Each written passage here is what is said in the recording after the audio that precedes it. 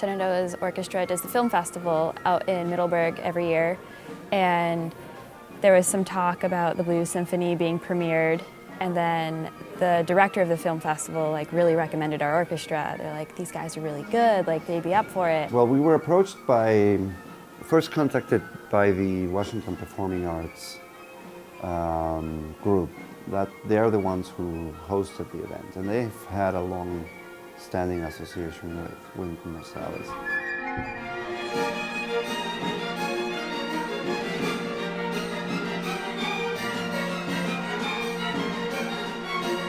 This is really the start of it, and I think having Marsalis come is going to be a lot of help for the orchestra, just to get the articulations, the musicality of it. So at the beginning, it all seemed very abstract, yes. When we got the music, I kind of saw it more so as a challenge and an opportunity to better myself. And so it's just exciting to have someone with experience to come and just teach us new things.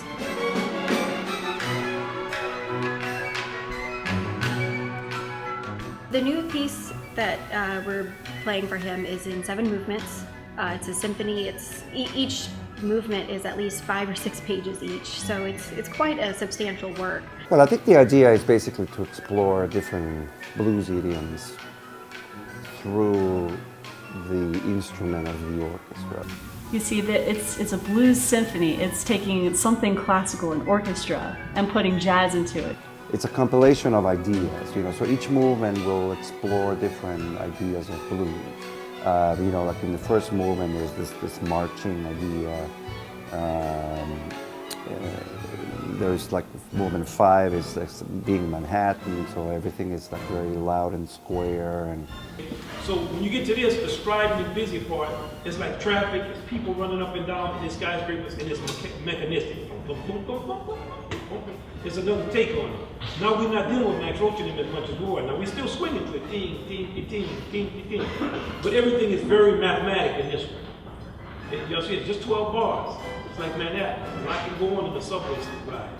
But having him come and walk us through it and tell us about his music and kind of give us the background and what he's looking for, what he's trying to express, has really been beneficial to us. So as soon as he began to speak about what he was, what kinds of things he was alluding to in some of the movements, then it all made more sense. Then it was not as abstract as it seemed at first.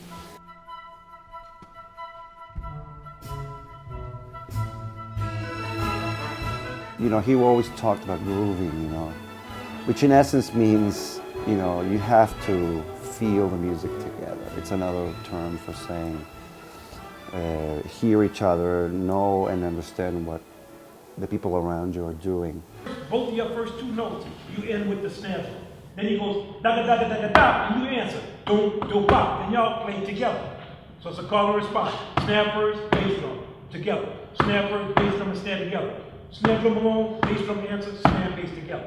So even though it's just 2 bars, if y'all hear that internal dialogue, you're automatically going to play it better. Jazz is all about, it's a very vocal sort of style, and you got to have a conversation with everybody. You got to respond to what everybody's playing. And as a classically trained musician, we're not really taught that. We're taught, read the notes on the page and just play your part. But here in jazz, it just comes alive. You have to listen to each other. You got to feel the groove. You got to lock into the beat. I was sitting in rehearsal and I was like, yeah, I can groove to this. And I could hear everyone's parts and it's in tune, and it's been an awesome journey.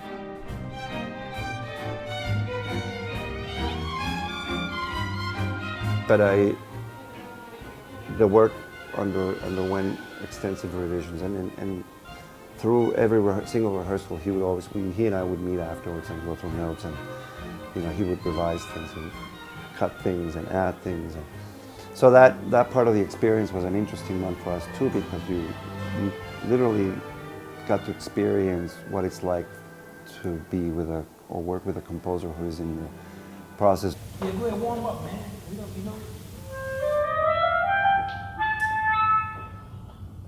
Sorry, don't look at the horn. I always do that. Look, let me show you something. When I mess up, I do this. Then I turned to Ryan next to me and said, man, you got any valve water? He makes everybody feel real comfortable and confident in their playing. He brings a role of musicianship that I haven't seen before, so it's an incredible experience. You know, sitting in rehearsals and having him talk with us, that's been more the inspiring part. Not necessarily just playing the music, but getting to meet him and understanding why he created the music. I think it's very evident that he's just as much of an educator as he is a performer. It's just amazing. I get this world-class trumpet player, we get to premiere his piece, and I never would have expected it. I have worked with many very famous soloists throughout my career, but not of that, at that level, not of his stature. So it was just not for them, for me as well, a unique experience to be able to kind of get into the mind of a person like that.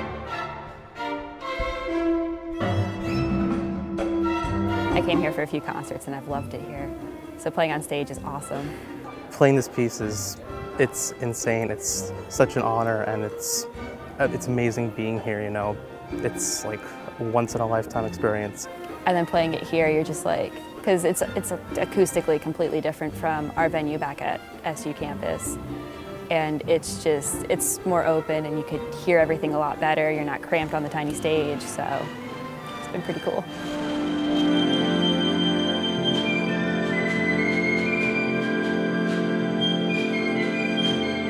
That was by far the best that we've ever played. World premiere. How often are you ever going to do that ever again in your career? I'm shaking from all of this. This is like so exciting. The orchestra as a whole did an awesome job. I'm so happy with our performance.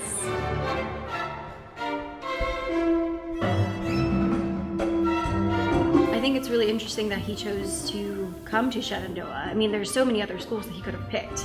And so it's really an honor. As a musician, my career has just escalated from the words he's been saying, from the inspirational thoughts he has. He's so down to earth. It's just been an amazing experience, just like hearing him speak and educating us in our musical backgrounds. And like we're all grateful at the end of the day that he did choose us.